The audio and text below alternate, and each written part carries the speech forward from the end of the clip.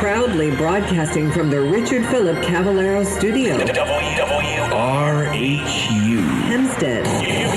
You've discovered. A cornerstone of the Lawrence Herbert School of Communication. WRHU.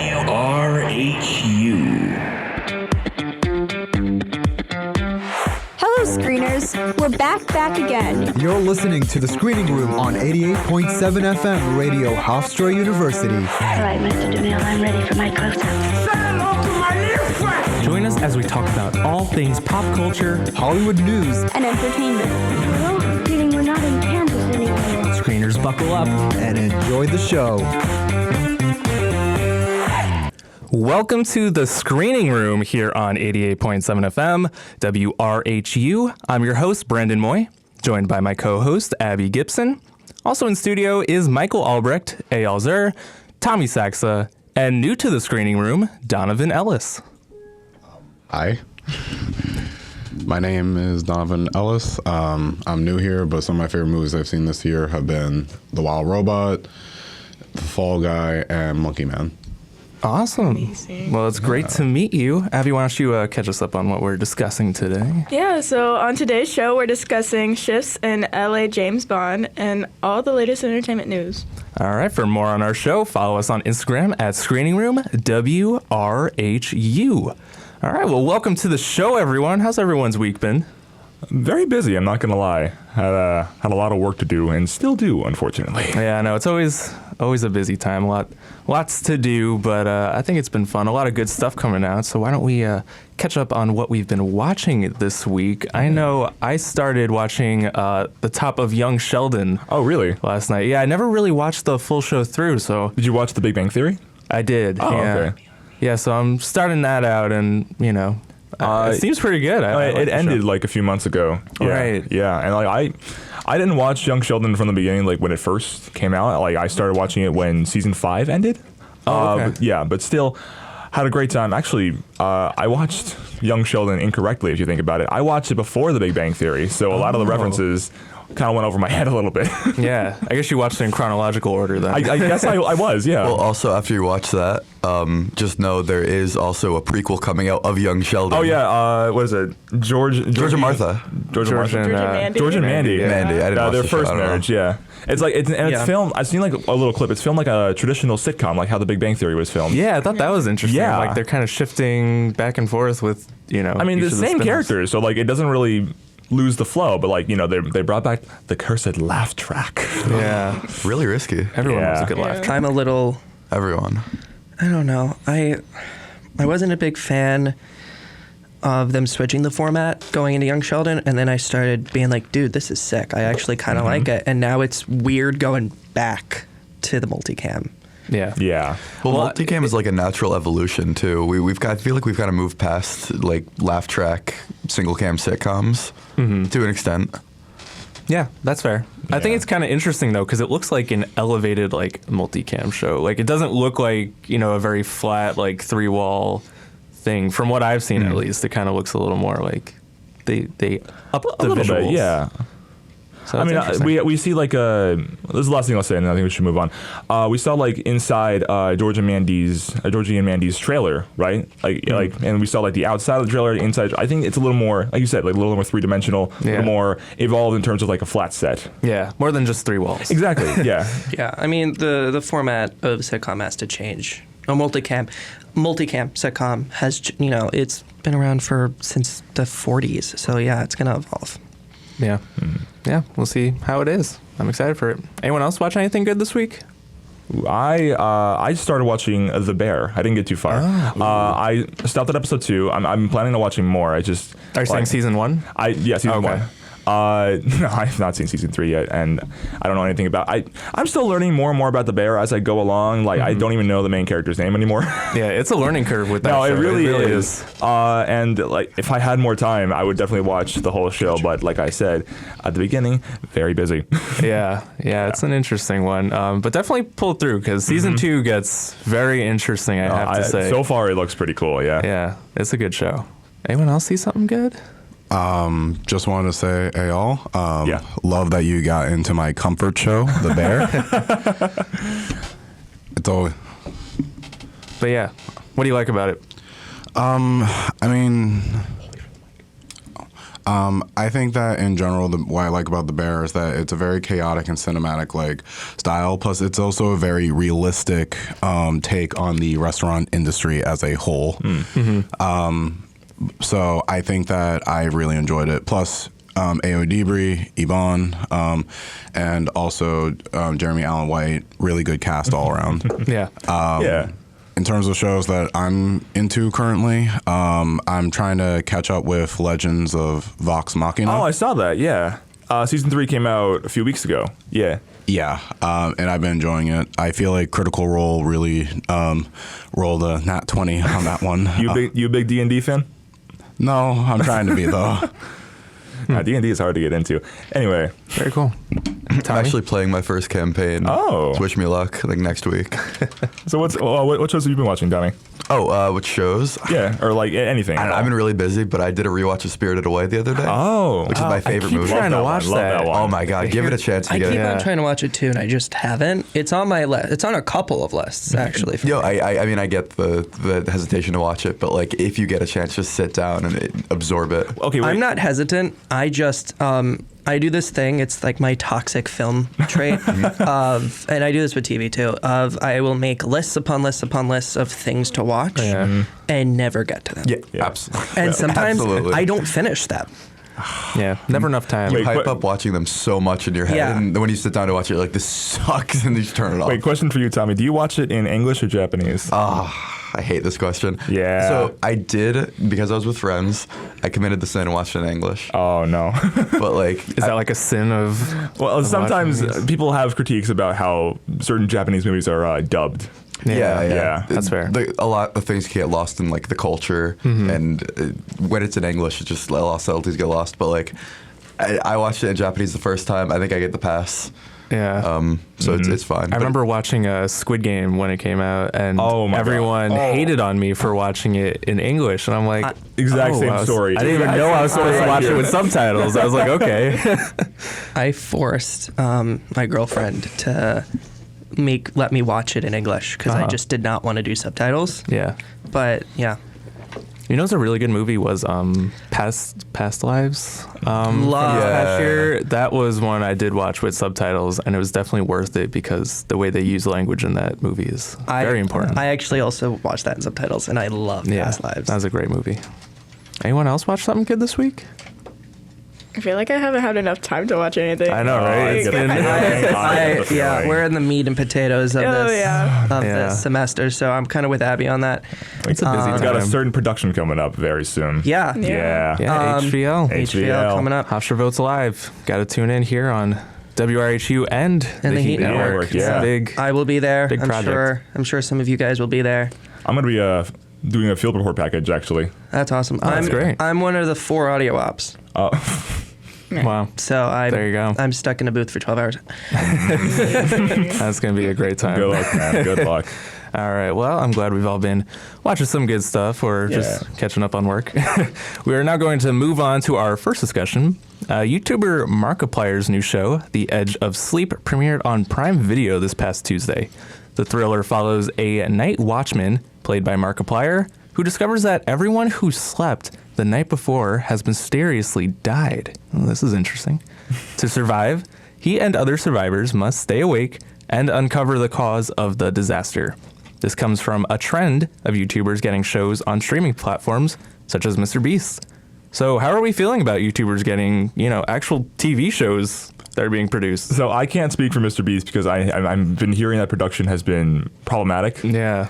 I've heard similar. Just like single thing that ever happens with Mr. Beast. Well, recently, yes. It's true. This is about Markiplier, then, not Mr. Beast. So I actually watched the entirety of Edge of Sleep because one, I love Markiplier. I think he's an amazing actor, actually, and the Edge of Sleep definitely proves that. Like his character Dave Torres I definitely resonated with him a little bit. The show can be also a little trippy because they also do dive into sleep deprivation because, like you said, people are mysteriously dying, and that means the cast has to stay awake for as long as they possibly can. And once you're awake for like 72 hours, crazy stuff starts happening. You start hallucinating. You start Right. Yeah, like I don't have the. That's list an of interesting stuff. concept to play with. Yeah. Now that actually, bring this it was up. based off a podcast Mark did. I think in 2019. Like this entire show is based off that one podcast. I haven't listened to it myself personally.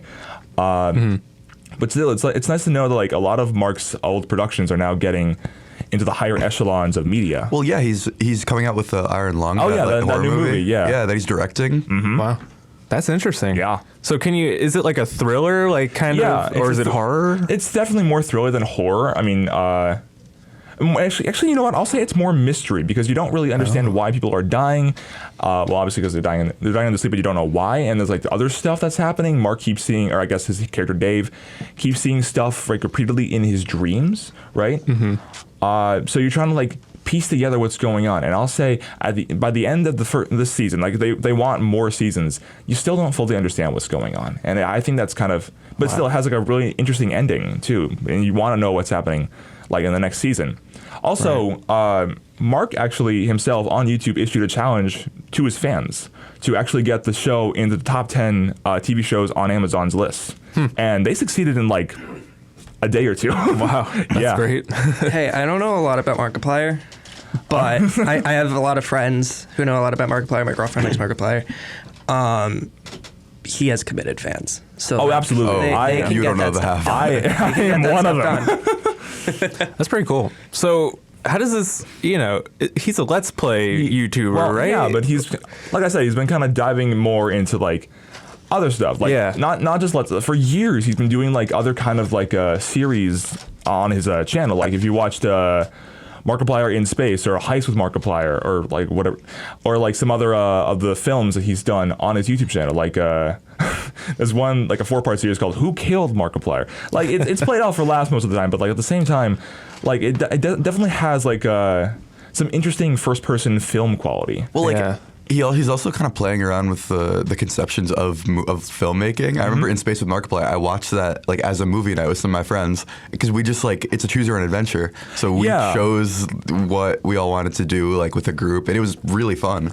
And it was a really high budget production too. Oh yeah, In Space. I remember watching the entirety of In Space in school. Like in high school. Like on an iPhone? No, on my computer because I was in history class and hated history class. Yeah. Well, that's what school time's for, Yeah. That's interesting. So have you seen his evolution from like just a one-guy YouTuber up to this, multi-million-dollar production? Watching his films on YouTube and then moving on to like actual big-budget TV productions on Amazon, it's definitely a big change, but at the same time, it's still Markiplier, and he still has a lot of stake in the show. Yeah. So it definitely still has a lot of the same characteristics that you would see in a Markiplier YouTube video. Feels authentic to it. It feels authentic, exactly. Yeah. That's cool. Wow, that's interesting. I might have to check this out. Also, just one little fun fact: the show was actually supposed to release on Friday, but ended up being released 3 days early. Oh, I feel like they do that a lot now. I don't know why. Even Mark said himself, I don't know why this happened, but he also said the challenge of getting it to the top 10 didn't change at all. It just been like you got just pulled back a few days. Yeah. I think they do that for ratings numbers sometimes, just to get a couple extra days to hype up the first week. Right, but the weirdest thing is I also saw like next to no advertising for this. I saw like the show was out early, like on someone screaming on TikTok. I was like, it is, and I watched the whole thing. Yeah. No, like I think I would have heard of this, but for some reason this is the first time I'm hearing about it. And I'm like a fan of Markiplier. I don't know. So. Well, now you know. The advertising was either non-existent or bad. I don't know. Yeah. Well, a lot of shows now try to use social media, just people discovering things to be their advertisement. And so maybe that's what they were going for, and it didn't, maybe work out so well, but who knows? I don't know. It's interesting. Yeah. Do you think that it's a success of a show? Or? I think it's a success of a show. Excuse me. I mean, getting into the top 10 of Amazon's list is definitely no small feat. Right. I watched the whole thing in one sitting. I think it's a really good show. I think it's really interesting. And if you guys do have the chance to watch it, please do. I think it's a really good experience. And also, I'm just a big fan of Markiplier in general.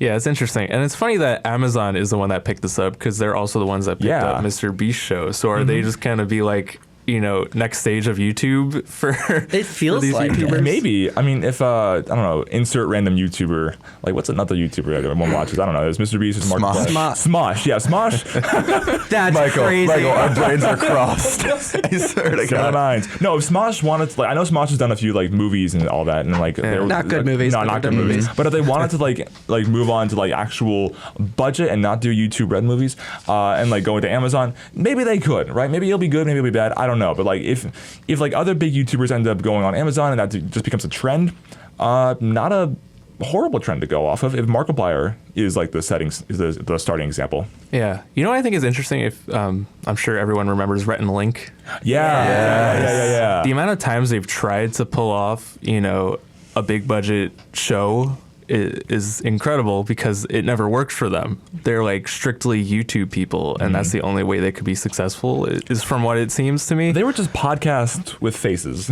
Yeah. Yeah. And so it's like, they're the kind of people that really can't adapt to bigger budget things. Well, it's funny because like even when they tried to do something like a music video or like a podcast or something a little more high budget, that worked out for them.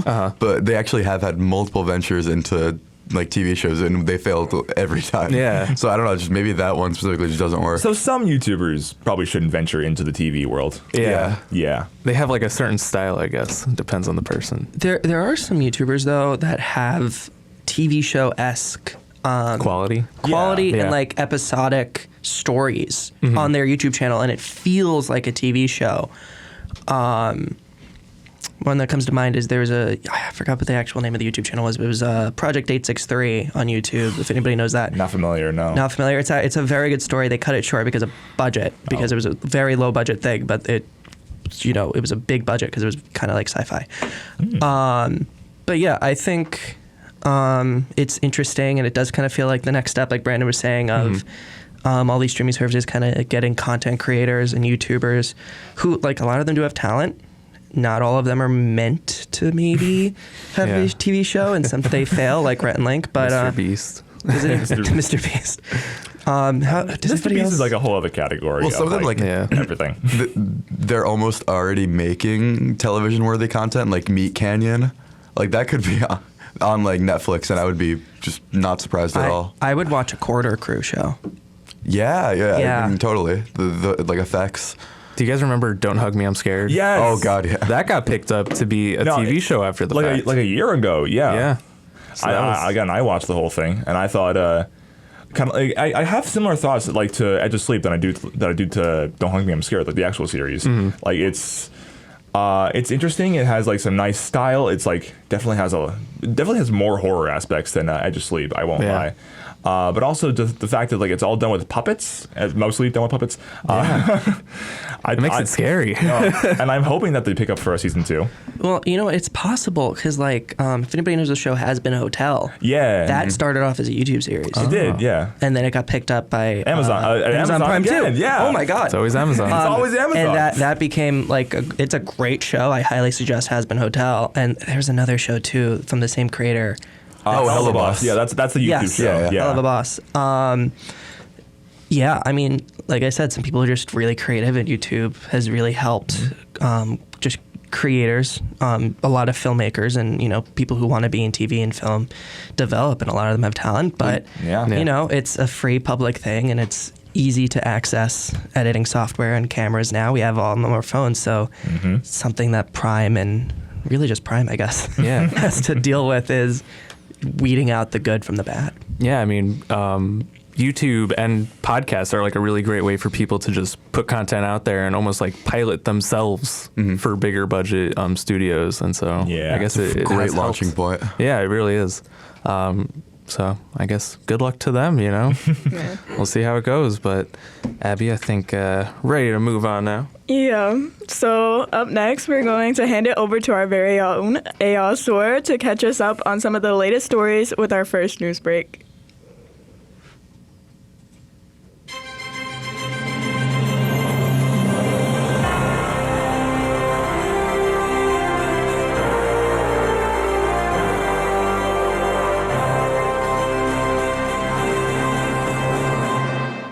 Welcome back to Entertainment Newsbreak. I'm Eyal Tzur, and here are this week's top stories.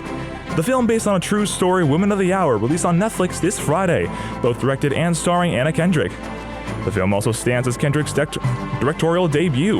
The film follows Cheryl Bradshaw, the bachelorette at the center of an episode of the 1970s blind dating TV show, The Dating Game, where she and famed dating game serial killer Rodney Alcala cross paths.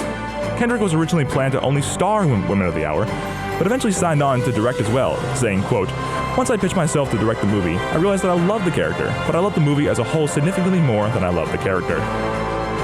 Filmmakers Anthony and Joe Russo unveiled their newest film at New York Comic Con, The Electric State. This film is set in an alternative version of 1994, after a years-long war between humanity and animatronic robots. After receiving a message from her brother's robot kid, Cosmo, Michelle, played by Millie Bobby Brown, sets out to find her brother and hitches the ride with Chris Pratt's character and his robot psychic Herman, played by Anthony Mackie.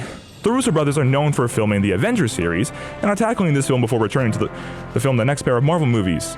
The Electric State will drop on Netflix on March 14th, 2025. The Marvel show Daredevil Born Again lands a proper release date as the MCU prepares for Matt Murdock's next solo series. Season 1 will consist of 9 episodes, with Season 2 already greenlit by both Disney Plus and Marvel Studios, which is expected to begin filming soon. While not serving as an official Daredevil Season 4 from the Netflix show, the Disney Plus series will continue the arcs of the returning characters, since now the Defender saga is canon to the larger MCU. The show will be released on March 4th, 2025 on Disney Plus. And that's all for this news break. Stay tuned for more entertainment news later in the show.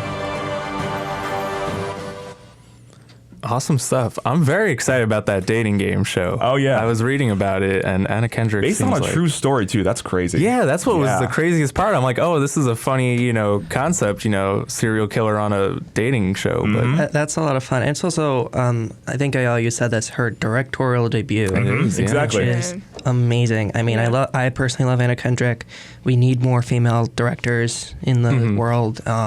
And I don't know, actors tend to be really good directors. Yeah, so. I was doing some research on it, and she wasn't even set to direct it at first. She was just set to star in it, and then a few weeks before production was set to begin, the director fell out, and she's like, "Oh, I'll do it." Only a few weeks, wow. Yeah, it was crazy. So good for her.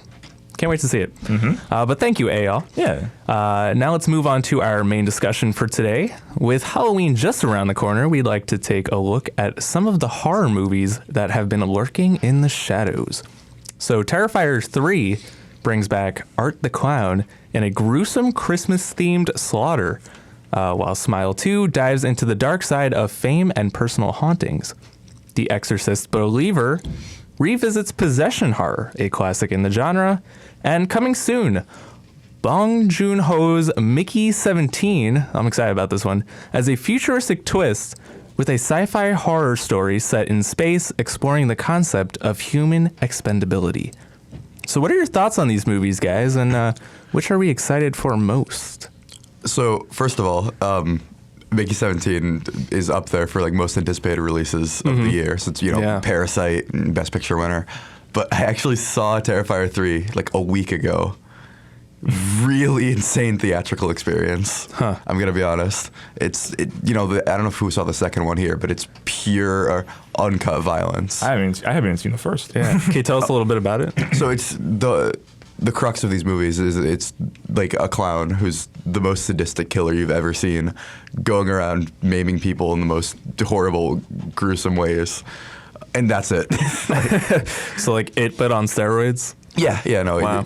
Genuinely, it makes Pennywise look so numb in comparison. That's crazy.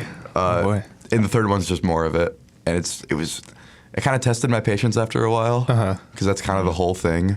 But I had some fun. Would you say it was good overall? No. Oh, not. I had fun. Okay. Well, I guess fun is what you want to get out of it. Yeah. No. It's definitely very Halloween. You go there and just kind of laugh with some friends. Yeah. That's cool. I know Smile 2 is another one coming. Yeah. That's had a lot of promo out lately. And it's doing very well right now. Yeah. I mean, the first one was a big success with their ad campaign. I don't know if you guys remember, but they had people just going out in public places smiling creepily for hours. And it was this viral thing on TikTok and Instagram. I was like, this is weird. Why are people doing this? And then it turned out to be the Smile movie. So the second one seems to be, a continuation of that. They're also kind of doing that now. Like they're having people stand outside inside apartment buildings doing like the smile face. It is one of my favorite ad campaigns of all time. Really? I think it's so smart. It's creepy as all, but Yeah. I think it's so creative. I just love stuff like that. I just hate to be one of those people that have to stand there for hours smiling. Oh, yeah. I'm sure they're getting compensated. That's why we do this Yeah. job. Yeah. But I'm excited. That one seems interesting. I'm not like a huge horror person, but like that is one that kind of seems interesting to me.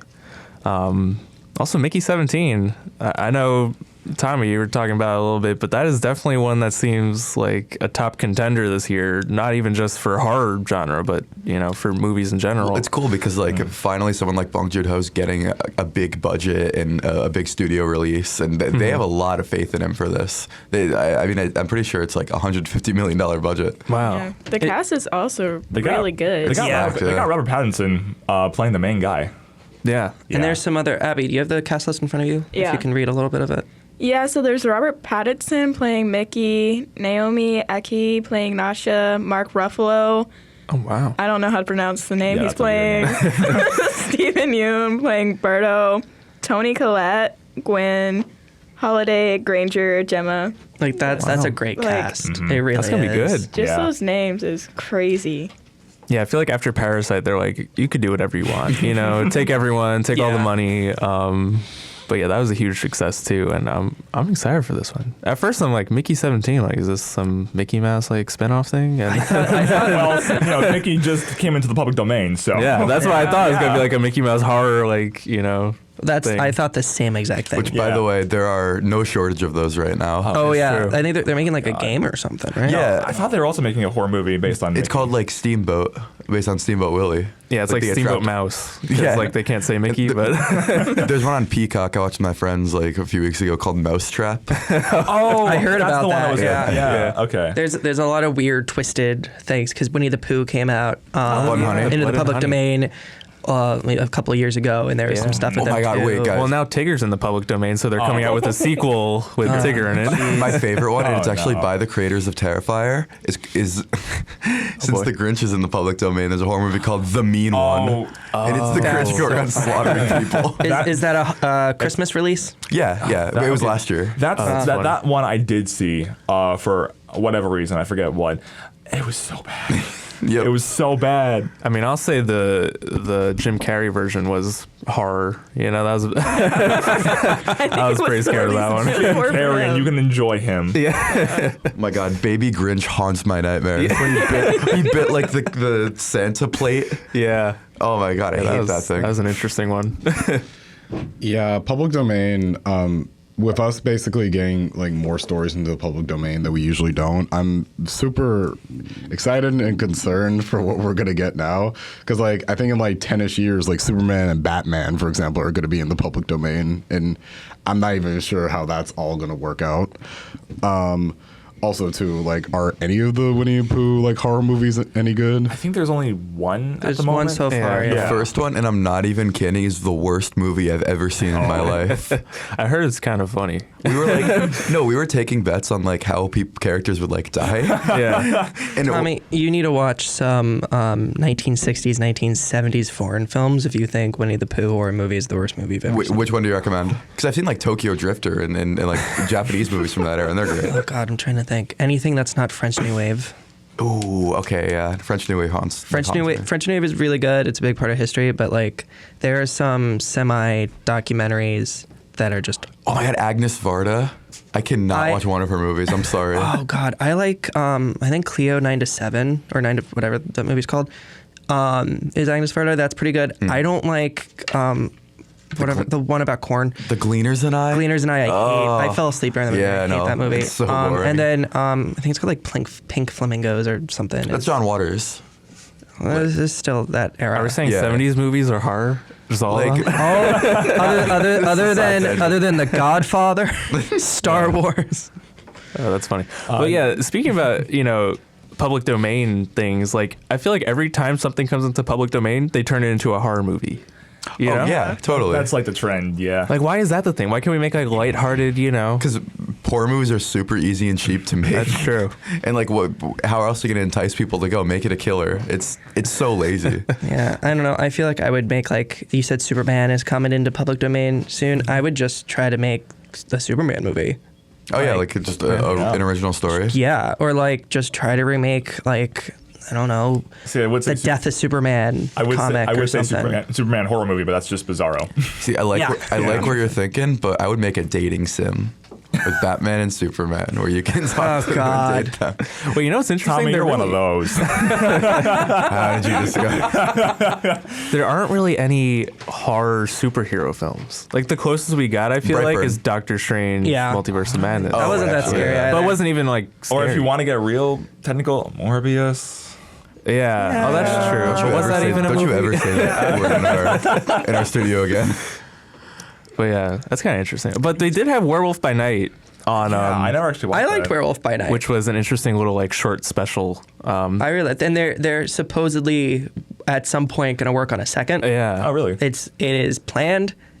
They haven't done any work on it. It was really cool, though. I mean, it was Michael Giacchino's directorial debut, which he's the composer for a lot of your favorite movies. But he did a great job because it's like a love letter to old monster movies. No, it's in black Yeah. and white too. It- yeah. Yeah, I it was in loved black that. and white. I think every like inch of that movie, from his directing to the score to the choice to use black and white and like all the mise en scene, I'm in love with it. I think it's so good. Yeah, it really is good. Definitely recommend that one. But does anyone else have like favorite horror movies that they just like go to?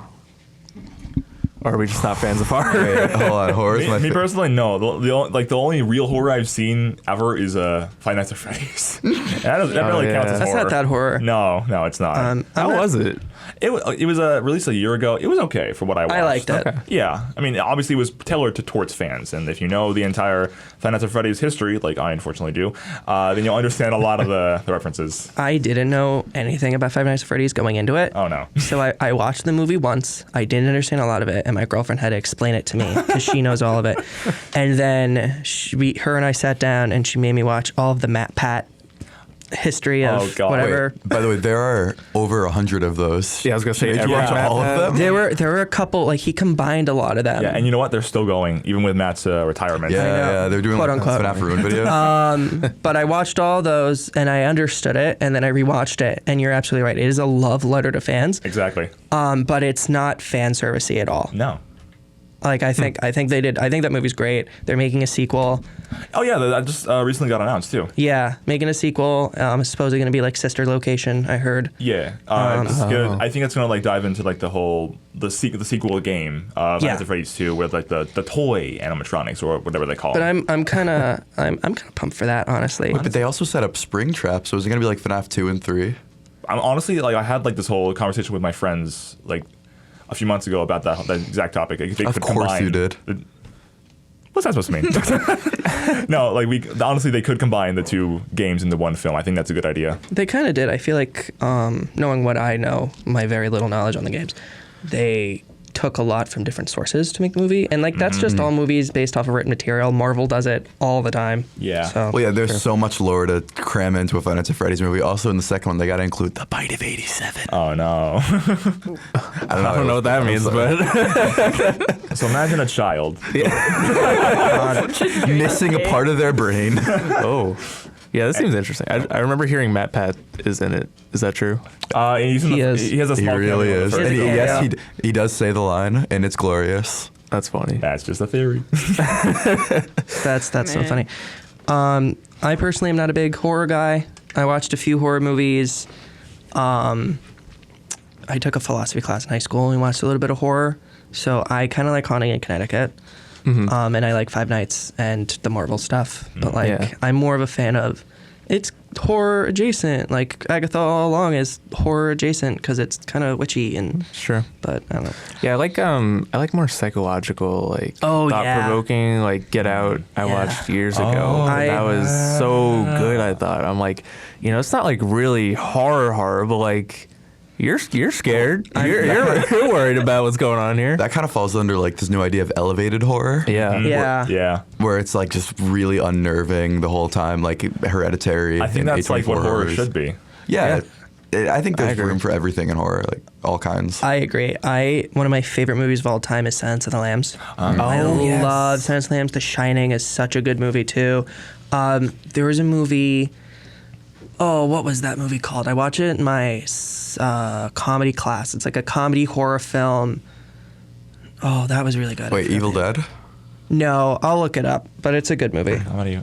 Yeah, I remember watching Silence of the Lambs in high school. I took a monsters and literature class, and so we decided to That watch. sounds awesome. Can I join? It was really cool. Shout out to Mr. Goldman. But it was a really good class, and we watched that movie, and I was like, "Oh, this is messed up. Like, this is spooky, creepy. Going on here." I think my favorite part about I don't watch horror movies, but I saw behind the scenes of it. Right, where like whoever plays Pennywise is just kind of like hanging out with the kids, high five, and then like yeah, good job guys, you did great in that scene. Like kind of breaks the immersion, but I also kind of like seeing like the reality behind the horror. Yeah. I just watched a TikTok. It was at Halloween Horror Nights at Universal, and I guess they have like necklaces for kids if they don't want to be scared. And so just all these like really creepy looking scare actors going up to kids and hugging them. And I'm like, well, this kind of defeats ruins the purpose. the fun, though. Yeah. It was kind of fun. You gotta scare some like sense into them. How are they gonna learn? I know. Well, I was just reading a study. They said scaring kids at a young age helps them to be more persevering that's what I was when they're thinking, older. Yeah. But I don't know. Well, then maybe I'm it's doing good for something horror with children. I don't know. We need more children's horror movies. We need to scare more children. Actually, I can't talk. I was a horror junkie as a kid. I still am. Yeah. I kind of love I was the opposite. the horror movies that aren't really horror movies, like Halloween movies that are made for kids. So like Hotel Town. Transylvania, Halloween Town, great example. Muppets Hocus Haunted Pocus. Mansion. Yeah, dude. I guess The Muppets Haunted Mansion, not the Haunted. Yeah, either Haunted Mansion movies. I found that movie I was talking about. It's Sorry to Bother You. I love Sorry to Bother You. So good. With the horses. With the horses. It's so funny and bizarre, and it's just a great movie. That's interesting. Yeah. I fear I saw Coraline at like the age of 5 or 6. That's a good one too. And I was like, never again. I'm not doing a horror movie for the rest of my life. I'm good. I'm set. See, that's the children's horror we were talking about. Yeah. Yep. I saw the buttons and I was like, no. I know. I'm good. Me and my sister used to watch it all the time. I guess we just like to torture ourselves, but like we're more scared of it now than we were then, I guess, because we will not even think about watching it. My demon sister used to look up scariest like horror videos online. You know, the ones that were like, it would like be a chair and then it went into a jump scare or something. And she would like say, look at this video. And I would that kind of warped my perception as a kid. Do you remember the viral one where it's like a car driving down the road and then all of a sudden this thing like jumps up at you? It like makes you focus your attention on the car and then that zombie like jumps out. That was the worst. Well, that's funny. But yeah, good horror stuff. I'm excited for what the rest of this Halloween season will let us watch or not watch. I don't know. We'll see. But Abby? So now we're going to hand it back over to Eyal with another news break.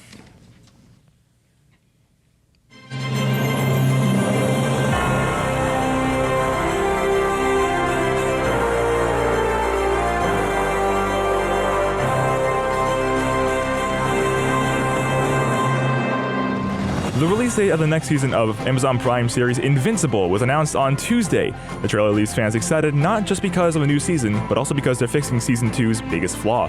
In the middle of Season 2, there was a 4-month real-time break between Episode 4 and Episode 5, upsetting fans. The new trailer promises there will be no mid-season break this time around, so fans won't have to wait a painfully long time to see the rest of the story of Mark Grayson. Season 3 of Invincible will premiere on February 3rd, 2025. Paramount's new movie Smile 2 wins the domestic box office race with an estimated $23 million after earning $9.4 million on Friday. The budget for this film was only $28 million. The film follows a malevolent spirit that jumps hosts via a diabolical grin, this time infecting a troubled pop star, Sky Riley, played by Naomi Scott, with a ton of trauma to feed on. This puts the film's debut ahead of the first Smile, a sleeper hit that opened to $22.6 million in late September 2022. And grossed more than $217 million worldwide against a $17 million budget. Smile 2 scores a B on CinemaScore, which is at par with recent horror titles such as Abigail, Megan, and Terrifier 3.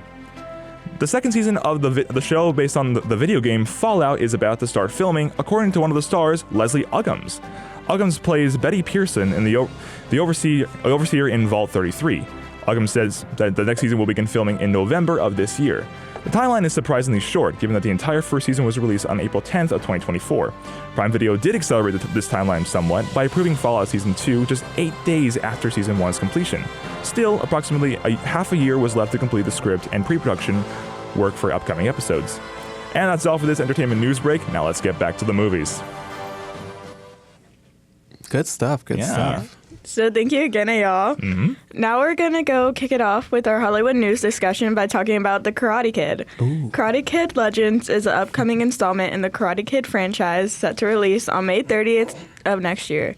Directed by Jonathan Entwistle, the film will star both Ralph Macchio and Jackie Chan, reprising their iconic roles as Daniel LaRusso and Mr. Han. Respectfully, the story introduces a new prodigy played by Ben Wang, marking the next generation of martial artists under the mentorship of these legendary characters.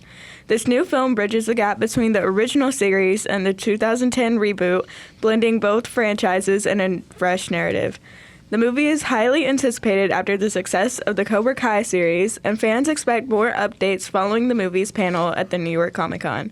So, how do we feel about this film and the merging of the two Karate Kid universes? I'm really excited for this. My dad was absolutely in love with these movies when I was growing up, so I watched all of them. So this is really cool to see like the culmination of all of them kind of coming together right now. I think it's going to be very interesting. Yeah, my mom is the same way. Her and my uncle are obsessed with the Karate Kid movies. They didn't love the Jackie Chan one.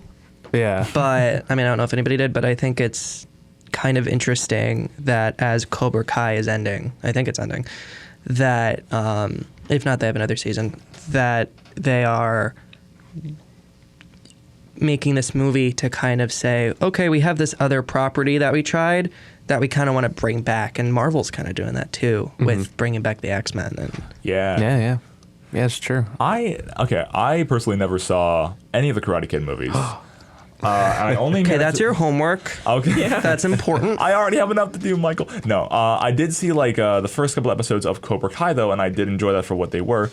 Unfortunately, because I did not have any streaming services back then, I only got to see the first 2 episodes on YouTube because they were free. Oh, right. Yeah. So they used to do that a lot. Yeah. So I never actually got a chance to fully experience, I guess, the majesty that is Cobra Kai. So I don't fully know how good it is yet. Didn't Cobra Kai start as a YouTube Red series? I think it did. Yeah. The first 2 seasons, I believe, were on YouTube Red, and then funny. YouTube Red was like, I'm out. Yeah. Well, it's interesting to see like how they took this Karate Kid franchise and turned it into like an all-new TV show that really wasn't at all related to the first movies, which was kind of interesting. I know my dad watched them; he loved it. But I think this new movie is kind of going to turn away from the Cobra Kai storyline and be its own sort of thing. It's nice. Yeah. But it's definitely interesting to see Jackie Chan kind of taking over as the Mr. Miyagi type figure, because he's no longer with us. But it's kind of cool to see Jackie Chan and Ralph Macchio coming together. I think that's going to be a really cool team up. And an all-new Karate Kid, who I believe isn't an actor. They just kind of found him. I remember they were scouting. They put it on Instagram like a year or so ago, and they're like, we're looking for the next Karate Kid, and it could be you. So I think they really tried a lot of different, up and coming people. Yeah. And They really just said, "Hey kid, you want to be an actor? Come on up." Yeah. Hopefully he's good, because they did a similar thing with Anakin Skywalker and Phantom Menace. Oh. They kind of just And look how that turned out. Well, I think one of their big goals was, and somebody please correct me if I'm wrong, is that they wanted somebody who was a martial artist. Yes. Yeah, they wanted someone who was like authentically, in this thematic world of karate. Yeah. I don't know really anything about martial arts, and I don't have a great knowledge of acting. It's probably easier to teach somebody how to say lines and give facial expressions and act than it is to teach them how to do karate or any martial art, because that's hard and takes years and years and years of I guess it depends on the person. That's true. Because I remember with Shang-Chi a few years ago, I don't think he knew martial arts Really? before Really? starting. That's interesting. Simu Liu didn't know. I don't think. I could be wrong. Wait, but did Ralph Macchio know? Like in the original, I've never seen the original Karate Kid either. yeah, like, I'm did not you know? sure. That's a good point. New York's own. I'm not sure. Ralph Macchio. Long My- Island's own. Ralph acting Macchio. Well, I think when Really? you have Yeah. the right, Yeah. if you have the right teacher, you could probably learn faster than, a typical person. Also, if you're just like if you're really dedicated to like learning the craft, obviously that's another factor. 100%. Just want to point this out there because I mentioned it to Tommy just now. Ralph Macchio's from Long Island. He's also a huge New York Islanders fan. Oh, really? Yeah. so that's Representation. representation. I'm not from I'm from Brooklyn, but like whatever. But yeah, I'm excited for this. Who was the Karate Kid in the 2010 version? It was Jaden Smith. Jaden Smith. Yeah. Oh yeah. Yeah. I was like, that's the most. Forgot about You know what? that. It's actually they could have done a lot better with that movie because Yeah. it has an interesting premise of this kid from America moving to China. So it's a little bit different of the fish out of water thing that Daniel had in the first movie. Yeah. Or Well, they in the failed original as soon movies. as they casted Jaden Smith. Jeez. I don't know. I feel like they could have done better with the Jackie Chan movie. Yeah. He deserves better. Jackie Chan. Yeah, Jackie Chan is like all of his movies are okay. He's great. He's probably one of the best stuntmen ever, and Yeah. like definitely one of the best martial artists ever. This kid in the fictional Karate Kid and then what is it called? Legends. Yeah, Karate Kid. Karate Kid Legends. This new kid is gonna he's gonna kick some butt because he gets Daniel LaRusso, trained by the greatest master of all time, Mr. Yeah. Miyagi, and Jackie Chan.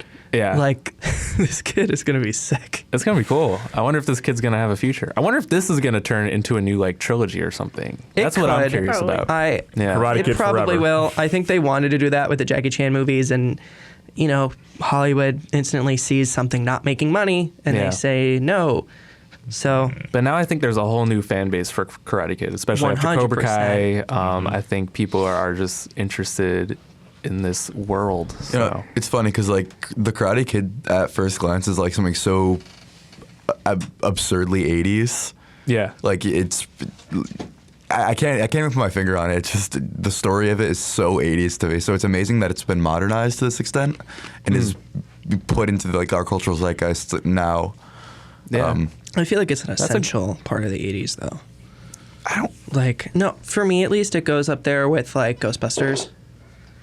Maybe. Again, I wouldn't know. And like the Star Wars John Hughes. movies, John Hughes movies, absolutely. Like when I think about iconic 80s movies, what the movies we just said, Indiana Jones, Breakfast John Club, Hughes, yeah. Breakfast Club, like all of those go up there. And Karate Kid, at least the first two, go up there for me. Yeah. You could say I think that. it's definitely, a top movie of that era. Yeah, For 100%. sure. But You yeah. mentioned that like, your parents like watching these films with you, and like that's kind of reminded like my dad always tried to show me the James Bond movies. Yeah. And I feel like I didn't watch all of them, but like I feel like it has like the similar kind of effect on parents to their kids as like the Karate Kid. Like they grew up with it. Like obviously I think James Bond is older. I think it's from the 60s. But I still think it has 1962. 1962. Thank you. I think it still has like the same effect. Like, oh, you watch like this cool action flick when you were a kid, and now you want to show these kids. And I think like it can get a little, for lack of a better word, cringy. But I think it's a sweet sentiment for parents wanting to show their kid. The word you're looking for is camp. It's very campy. Oh, yeah. And that was kind of the thing they were going for, which is why personally, I like the Pierce Brosnan and Daniel Craig movies much better than like the Moore era and some of the era before that. But just because they do get a little crazy, like the Moore movies are kind of stupid. But I mean, I've seen like a couple of clips from like the more modern movies, and they can get a little crazy. Yeah. Interesting. Well, I'm excited for the new Karate Kid stuff. My dad is trained in Kung Fu, so that's why he always loves to watch these with me. Yeah. Oh my God, Brandon! I already thought your dad was cool. He just got so much cooler. Yeah. He's gonna love these, so I'm excited to watch them with him. But now we'll wax off and wax on over to our next good. story. That was the best transition. Come on.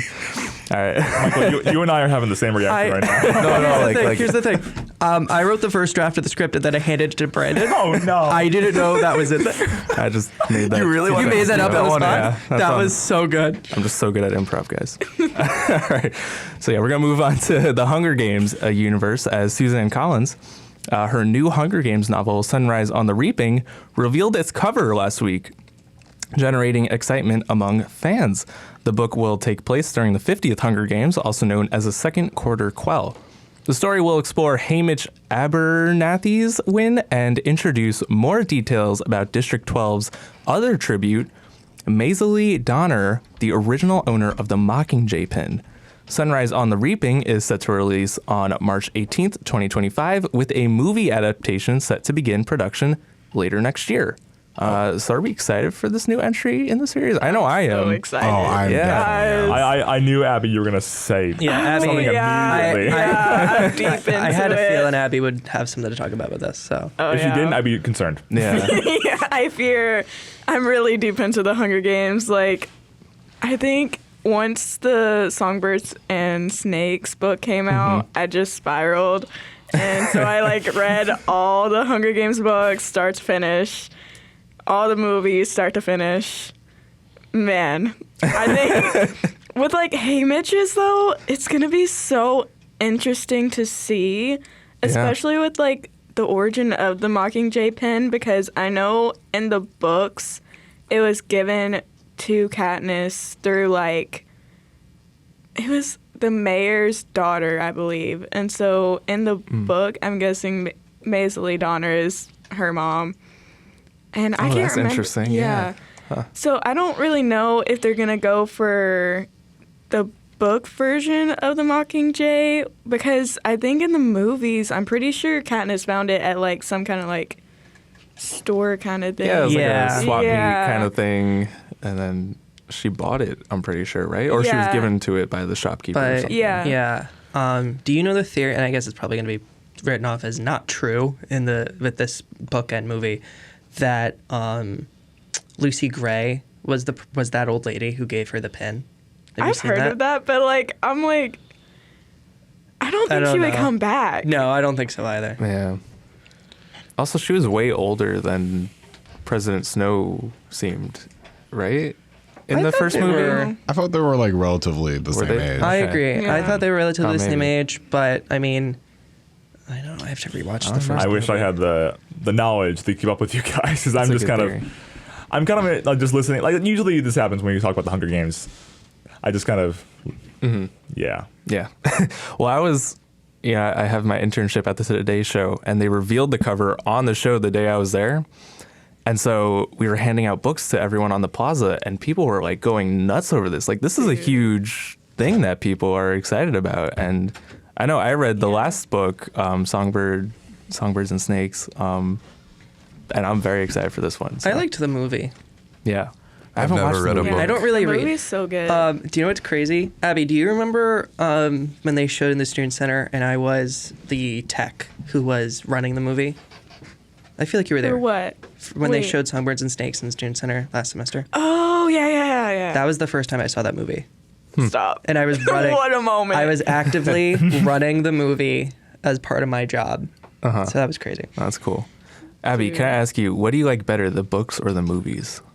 Great I'm question. always a book person. Yeah. I just like the amount of detail that the book shows. Yeah. And then I like judging what they leave out in the movies, because I'm actually, no. That didn't happen. That's a What- good reason. That's a good reason for why I like the miniseries, or 10-episode series.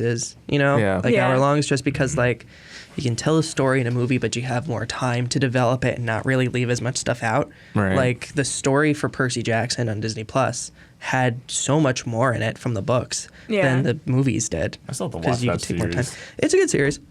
I also think there's something to be said though about efficiency and the ability to cram everything that's important and will also kind of removing necessary detail. Like The Shining, it kind of leaves a lot to interpretation. The Shining's a huge book. Yeah, it's a huge, kind of unnecessarily detailed book. Yeah, well, that's also the thing. Like, books are so long because they are actively describing every single detail. Mm-hmm. Every single one in vivid detail. So, like, movies don't really do that because it's a visual medium. It's not a... It's also less time. So much less time. It's only 2 hours instead of like a 7-8 hour book. Yeah. I mean, I sit on a book for a solid, like, at least 2 weeks or more. So it's like I'm, like, in this world for a good amount of time. And with movies, it's like, you know, you sit there for, like, a couple hours and then you're out. I don't read, but when I do read, it takes me about 3 months to get through. Yeah. I feel the same. Yeah. That's immersion right there. I have a book in my bag that I've yet to start from David Baldacci. Maybe we'll get there. Yeah. But Tommy brings a good point because, like, I think the Harry Potter books do a good job for the most part. I mean, they do leave a good amount of detail out, but they cut some unnecessary stuff out. And I think the story, at least for like the third movie and like the other ones, some of the other ones are really well told better as a 2 hour movie. And I think they did a good job of that. No, I remember like they cut out a few like fun scenes that happened in the books. Like I remember like there was like a whole Death Day party in the books that happened for like the headless guy. I forget his name. Nearly Headless Nick. Nearly Headless Nick. Yeah, they had like a whole party for him, and that was just like cut from like I forget it was like the first or second film, but like it was they definitely in terms of like budget, in terms of time, right? Because I guess CGI and ghosts are not cheap. Yeah, not at all. Not at all. But yeah, in terms of like budget and time, I guess I understand why they cut out, like, they can't make a perfect movie book rendition, but they do the best with what they have. All right, yeah, I'm excited. Yeah, I think Harry Potter's going to be interesting because they're doing an episodic. No, they are. Yeah, we talked about that like a few weeks ago. Yeah, but I'm definitely excited for the upcoming Hunger Games book. I will be reading it and watching it when it comes out. So amazing. It's exciting. Abby, with our next story. Yeah, so moving on to some more tragic news. Liam Payne, former One Direction member, tragically passed away on October 16, 2024, after falling from a hotel balcony in Buenos Aires. His death occurred while attending a concert by former bandmate Niall Horan. This loss has left fans and his bandmates Harry Styles, Niall Horan, Louis Tomlinson, and Zayn Malik devastated, with each issuing heartfelt tributes. Payne's passing marks a somber chapter in One Direction's legacy. Yeah, this is a sad one. Yeah. I was really shocked. We were I was somewhere with people, and then they're like, "Did you guys hear like Liam died?" And I'm like, "What? Like the One Direction guy? Like, that's crazy." I know exactly where you were because I was with you. Oh yeah, we were at right. Up All Night. Yes, that was crazy. I was studying for a midterm. Dude, I was in a class and it ended, and all I heard was One Direction and died, and I was like, "Hold on, wait!" Like, and I turned to the girl beside me and I was like, "Who?" And she goes, "Liam Payne." I was like, "Yeah, no, this isn't for me, guys. This, I just can't." It was really crazy. I mean, there have been a lot like conspiracy theories that like. That never really like lead true. Like people say like, oh, he was upset and like threw himself off the balcony, but like we don't really know what the whole. No, he was just crossed. Yeah. Yeah. No, there's a lot of stuff about for sure. Yeah. Yeah. I mean, there's a ton of speculation right now, so we really won't find out for a little bit. But it's not right for us to like just like throw our speculations into the ring because we don't know all the facts. Right. That's fair. Yeah. I think it's a good time for just mourning, remembering. Yeah, absolutely. Yeah. I'm surprised at how quickly people like turn this into a joke. I don't know if you guys saw like Instagram, but people are already making jokes on it. Which in of itself is not all that great. I don't like when people do that about people who recently passed. Yeah, there should be a mourning period at least. Mm-hmm. Yeah, for sure. And it's definitely interesting to see like how many people are, turning back to One Direction music and like, celebrating all I'm listening his to. time, with the band. So it's good to see that kind of celebration. But that wraps up this week's show. Thank you all for tuning in. This has been The Screening Room on WRHU. Don't forget to follow us on Instagram at ScreeningRoomWRHU to stay up to date, and be sure to tune into our show every Sunday at 10 a.m. only here on 88.7 FM, Radio Hofstra University. But until then, we'll see you in the movies.